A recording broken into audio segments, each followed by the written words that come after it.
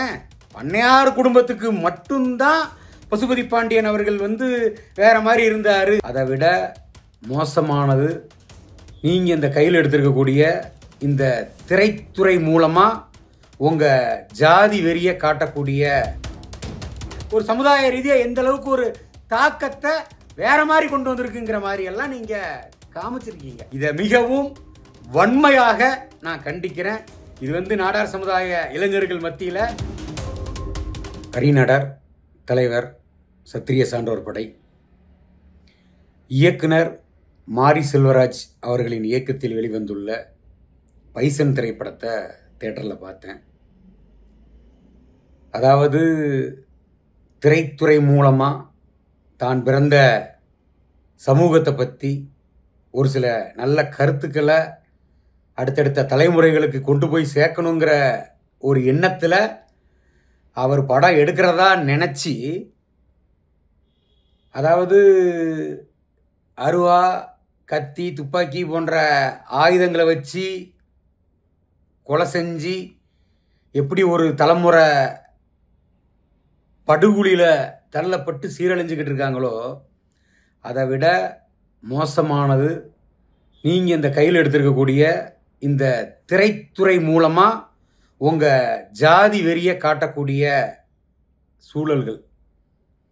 ஏன் அப்படின்னா, பைசன் அப்படிங்கிற அந்த திரைப்படத்தில் நீங்கள் இந்த மனத்தி கணேசன் அவரோட கதையை தான் எடுக்கிறோம், அந்த வாழ்க்கை வரலாறு தான் அப்படிங்கிற மாதிரிலாம் இருந்தால், அந்த கதையோடவே அந்த கபடி களத்தோட நீங்கள் அந்த கதையை கொண்டு போயிருந்தீங்க அப்படின்னா எல்லாருமே கண்டிப்பாக பாராட்டுவாங்க. அந்த கபடி கதைக்குள்ள நீங்கள் மரியாதைக்குரிய அண்ணன் வெங்கடேச பண்ணையாரோட குடும்பங்கள், அது மட்டும் இல்லாமல் தங்களுடைய சமுதாயம் சார்ந்து இருக்கக்கூடிய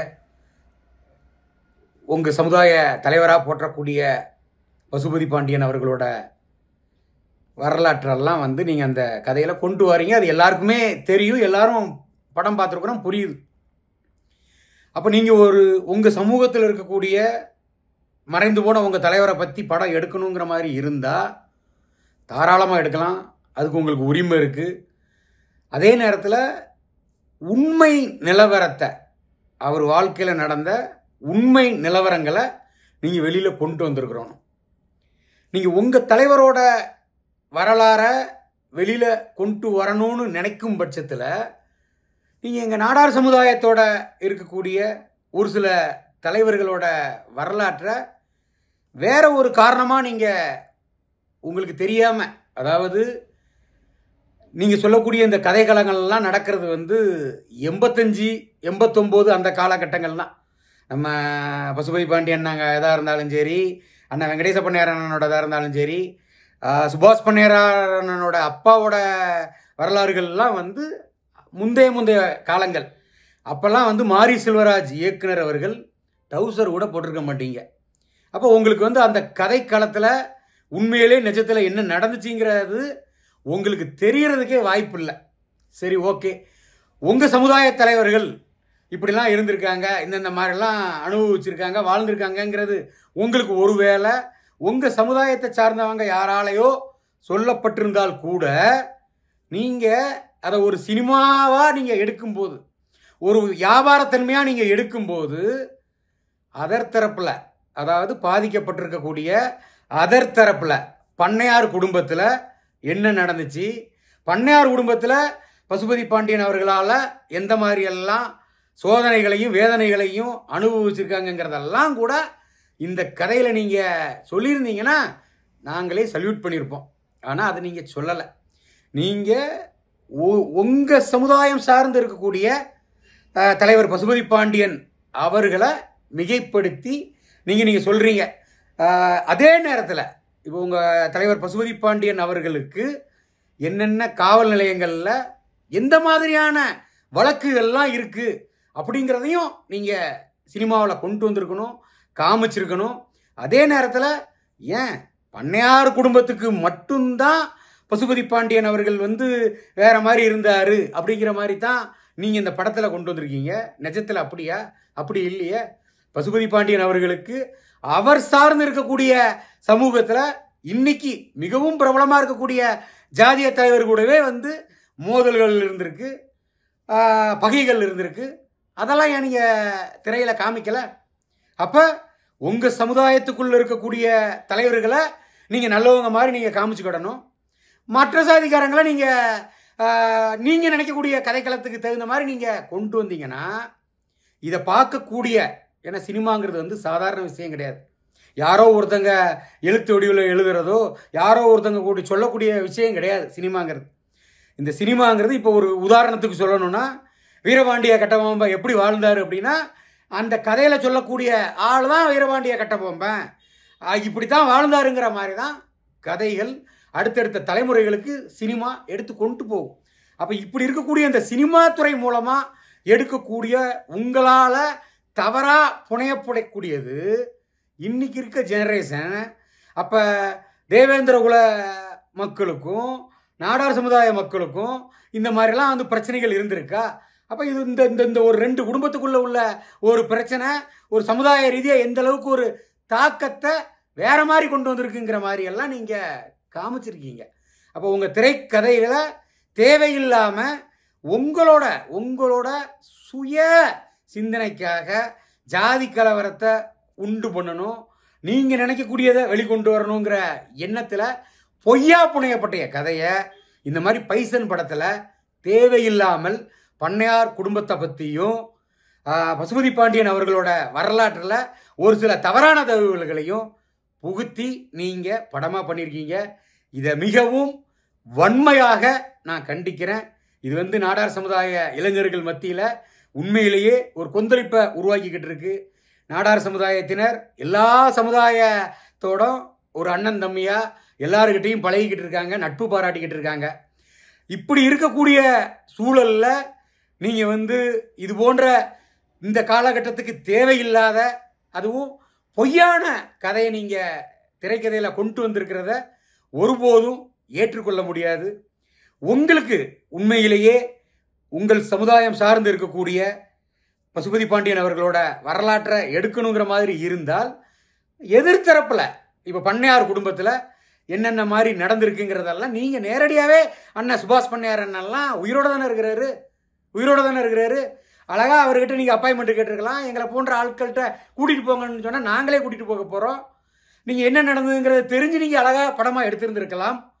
பொய்யா அதாவது உங்கள் சமுதாயத்தை சார்ந்த தலைவர் மட்டும்தான் மாவீரர் அப்படிங்கிற மாதிரியும் எங்கள் சமுதாயத்தில் இருக்கக்கூடிய தலைவர்கள்லாம் வந்து ஏதோ கூலிப்படைக்கும் போலீஸ்காரங்களால் தேவையில்லாமல் கொல்லப்படுற மாதிரிலாம் நீங்கள் காமிச்சிருக்கீங்க. அது தவறு. இந்த கதைக்கு தேவையில்லாத நீங்கள் கொண்டு வந்திருக்கீங்க. அதே நேரத்தில் பசுபதி பாண்டியன் அவர்கள் வந்து இறந்தது 2012 படுகொலை செய்யப்படுறாரு. அண்ணன் வீரக்கடவுள் வெங்கடேச பண்ணையார் அவர்கள் வந்து 2003 காவல்துறையினரால் என்கவுண்டர் செய்யப்படுறார். அவரோட என்கவுண்டர் உங்களுக்கெல்லாம் தெரியுமா? அந்த என்கவுண்டரை நடத்தின காவல்துறை அதிகாரியே என்ன சொல்லியிருக்காங்க தெரியுமா? உண்மையிலேயே தான் சாக போகிறேன் அப்படிங்கிறது அவருக்கு கண்ணு முன்னாடி தெரிஞ்சதுக்கு அப்புறமா, போலீஸ்காரங்க சுற்றுவாங்கன்னு தெரிஞ்சதுக்கு அப்புறமா நெஞ்சை நிமித்தி உட்கார்ந்து போலீஸாரால் சூடப்பட்டு செத்தார். இதெல்லாம் உங்களுக்கு தெரியுமா? உங்களுக்கு எதுவுமே தெரியாமல் உங்கள் சமுதாய தலைவரை வந்து நீங்கள் மிகைப்படுத்தி காட்டணுங்கிறதுனால ஒரு மாற்று சமுதாயத்தில் இருக்கக்கூடிய தலைவர்களையும் சரி, ஒரு சில குடும்பத்தாரோட குடும்ப பிரச்சனையை நீங்கள் சினிமாவில் காட்டுறோன்னு சொல்லி தேவையில்லாமல் மீண்டும் ஒரு ஜாதிய மோதல்களை ஊக்குவிக்கக்கூடிய வகையில் தொடர்ந்து நீங்கள் செயல்பட்டுக்கிட்டு இருக்கீங்க. நீங்கள் இதை தயவு செய்து நிறுத்திக்கிடணும். ஏன்னா ஒரு வியாபார ரீதியாக ஒரு படம் எடுக்கிறீங்க. நாங்கள் நினச்சா நீங்கள் எடுத்திருக்கக்கூடிய அனைத்து திரையரங்கையுமே வந்து முற்றுகையிடுறதுக்குள்ள எல்லா படமும் எங்களுக்கு இருக்குது. ஆனாலும் நாங்கள் அப்படி அதை உங்களோட வியாபாரத்தன்மையை முடக்கணுங்கிறது எங்களோட நோக்கம் கிடையாது. நீங்கள் செஞ்சுருக்கக்கூடிய தவறை நீங்கள் உணரணும். உண்மையிலேயே பசுபதி பாண்டியனோட கதை என்ன, உண்மையிலேயே வெங்கடேச பண்ணையார் அவர்களோட கதை என்ன, சுபாஷ் பண்ணையாரோட குடும்பத்தோட உண்மையான பிரச்சனை என்ன அப்படிங்கிறதெல்லாம் தெரியாமல் தாந்தோணித்தனமாக உங்களுக்கு யாரோ சொல்கிறத கேட்டுக்கிட்டு படம் எடுக்கிறத தயவு செய்து நீங்கள் நிப்பாட்டிக்கோங்க. ஏன்னா நீங்கள் எடுக்கக்கூடிய கதையினால் அடுத்தடுத்த தலைமுறைகள், அது உங்கள் சமுதாயத்தை சார்ந்தவங்களாக இருந்தாலும் சரி, நாடார் சமுதாயத்தை சார்ந்தவங்களாக இருந்தாலும் சரி, ஏனைய சமுதாயத்தை சார்ந்தவங்களாக இருந்தாலும் சரி, அப்போ மாரி செல்வராஜ் காமிச்சிருக்கக்கூடிய இந்த கதை தான் பசுபதி பாண்டியன் அவர்களோட வாழ்க்கை வரலாறு. மாரி செல்வராஜ் காமிச்சிருக்கக்கூடிய இந்த கதை தான் வீர கடவுளான வெங்கடேச பண்ணையாரோட கதை, நம்ம சுபாஷ் பண்ணையார் அவர்களோட குடும்பத்தோட கதை அப்படிங்கிற மாதிரி தவறாக நினச்சிருவாங்க. இதுதான் கதைன்னு பதிஞ்சிரும். அப்போ வரலாறு மறைக்கப்படுது. அது உங்களோட சுய லாபத்துக்காக நீங்கள் எடுக்கக்கூடிய வியாபார நோக்கத்துக்காக எடுக்கக்கூடிய இந்த படத்தினால ஒரு உண்மையான வரலாறை மறைச்சிருக்கீங்க அப்படிங்கிறத நீங்கள் தயவு செய்து உணரணும். மாரி செல்வராஜ் அவர்கள் உண்மையிலேயே பண்ணையாரோட குடும்பத்தை பற்றி தெரிஞ்சுக்கிடணும், அல்லது அவரோட கதையை வெளிக்கொண்டு வரணும். பசுபதி பாண்டியனோட உண்மையான கதை தெரியணும்னா பசுபதி பாண்டியன் அவர்களுக்கும் பண்ணையார் அவங்க குடும்பத்துக்கும் என்ன நடந்திருக்குங்கிறத நேரடியாக இருக்கக்கூடிய சுபாஷ் பண்ணையார் அண்ணன் நேரில் போய் கேட்டிருக்கலாம். இன்னும் எங்கள் நாடார் சமுதாயத்தில் இருக்கக்கூடிய எத்தனையோ தலைவர்கள்ட்ட நீங்கள் நேரில் போய் கேட்டு உண்மையை கொண்டு வந்திருந்தா நன்றாக இருந்திருக்கும். பொய்யான கதையை உருவாக்கி இதுபோன்று உங்களோட சுய லாபத்துக்காக எடுத்திருக்கிறத ஒருபோதும் நாங்கள் ஏற்றுக்க மாட்டோம். இது எதில் போய் முடியும் அப்படிங்கிறத நாங்கள் சொல்கிறதுக்கு இல்லை. எங்கள் சமுதாயத்தில் இருக்கக்கூடிய எல்லா சமுதாய இளைஞர் பெருமக்கள் கொந்தளிச்சுக்கிட்டு இருக்காங்க. உண்மையிலேயே பொய்யா உங்கள் சமுதாய தலைவரை மாவீரங்கிற மாதிரியும் எங்கள் ஆட்களை என்னமோ கூலிப்பட ரவுடிங்கிற மாதிரியும் சித்தரிக்கிறத நாங்கள் ஏற்றுக்கொள்ள முடியாது. தவற மாரி செல்வராஜ் அவர்கள் திருத்தி கொள்ள வேண்டும். நீங்கள் திருந்தலை அப்படின்னா நீங்கள் கண்டிப்பாக திருத்தப்படுவீர்கள் அப்படிங்கிறதையும் இந்த நேரத்தில் கூற கடமைப்படுறேன். அதே நேரத்தில் தமிழக அரசும் சரி, இந்த திரைத்துறை சார்பாக இருக்கக்கூடிய இதை கண்காணிக்கக்கூடிய குழுக்கள்லாம் தணிக்கை குழு இதெல்லாம் கண்காணிக்கணும். ஏன்னா படம் எடுக்கிறாங்கங்கிற பேரில் என்னத்தை வேணாலும் தான் தோணித்தனமாக எடுத்து வெளியே கொண்டு வரதுனால இது தலைமுறைகள் பாதிக்கப்படுது. ஒருத்தன் அருவா எடுத்து கத்தி எடுத்து துப்பாக்கி எடுத்து கொல்றதை விட இந்த சினிமாங்கிற ஒரு பேர் ஆயுதத்தை வச்சு ஈஸியாக என்னத்தை வேணாலும் செய்ய முடியும் அப்படிங்கிறதெல்லாம் தணிக்கை குழுவுக்கு தெரியும். அப்போ இது போன்ற, ஏன்னா மாரி செல்வராஜ் ஓப்பனாகவே சொல்கிறார், என் சார்ந்த இருக்கக்கூடிய சமூகத்தில் நடந்த விஷயத்தை நான் இதில் கொண்டு வந்திருக்கேன் அப்படிங்கிறதெல்லாம் சொல்கிறார்.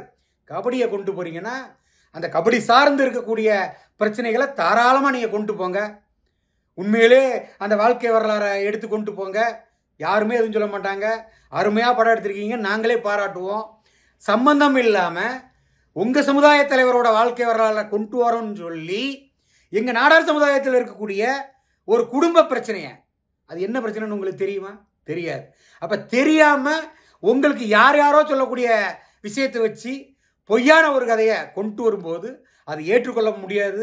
அதை நீங்கள் கதையை, உண்மையான கதையை அண்ணன் பண்ணையார் அண்ணெல்லாம் உயிரோடு தான் இருக்காங்க. சுபாஷ் பண்ணையார் அண்ணன் நேரில் சந்தித்து கூட நீங்கள் கதையை தெரிஞ்சுக்கோங்க அப்படிங்கிறத இந்த நேரத்தில் கூற நான் கடமைப்படுறேன். நன்றி, வணக்கம்.